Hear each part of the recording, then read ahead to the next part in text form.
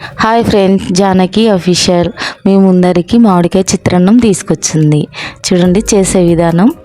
ప్రాసెస్లోకి వెళ్ళిపోదాం. పచ్చిమిర్చి, వెల్లుల్లి, ఉప్పు కచ్చా పచ్చగా గ్రైండ్ పట్టించుకోవాలి. అంత మెత్తగా మిక్సీ వేసుకోకూడదు, కచ్చా పచ్చగా వేసుకోవాలి. వెల్లుల్లిపాయలు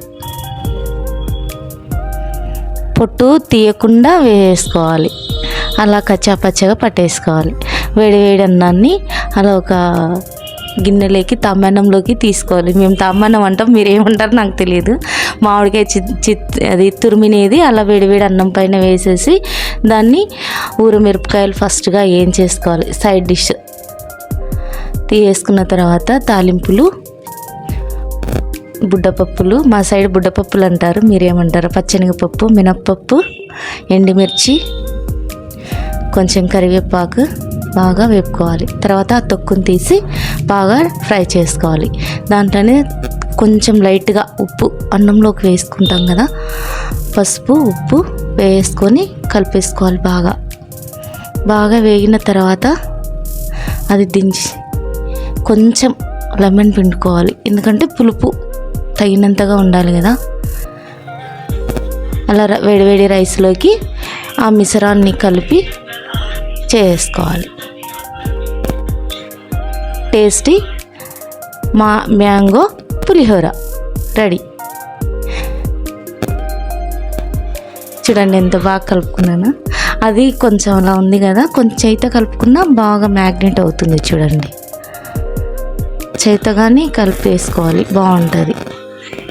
అంతా కలిసిపోతుంది అన్నమాట. చూడండి చేతితో కలిపి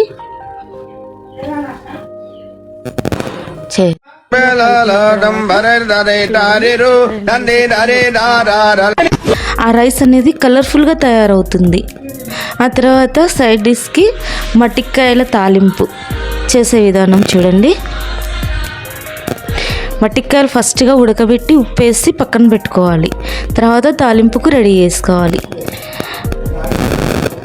ఉడికిన మట్టికాయ తిరుమాత వేసేసుకొని బాగా తాలింపు బాగా వేగిన తర్వాత అలా వేసి బాగా కలుపుకోవాలి. కలుపుకున్న తర్వాత లైట్గా పసుపు, తర్వాత బుడ్డల పొడి అంటే బుడ్డలు, కారం, ఉప్పు, వెల్లుల్లిపాయలు మిక్సీ పట్టుకొని అలా వేసుకొని చూడండి. మట్టికాయ తాలింపు కాంబినేషన్ ఉల్లిపాయలు, మజ్జిమిరపకాయలు, మామిడికాయ చిత్రాన్నం,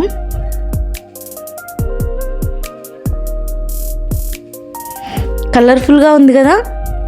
చూడంత కలర్ఫుల్గా ఉందో, బాగుంది. Super taste. మా అబ్బాయికి చాలా ఇష్టం ఈ టేస్ట్. ఏంటి కొంచెం కారం కారంగా ఉంటుంది.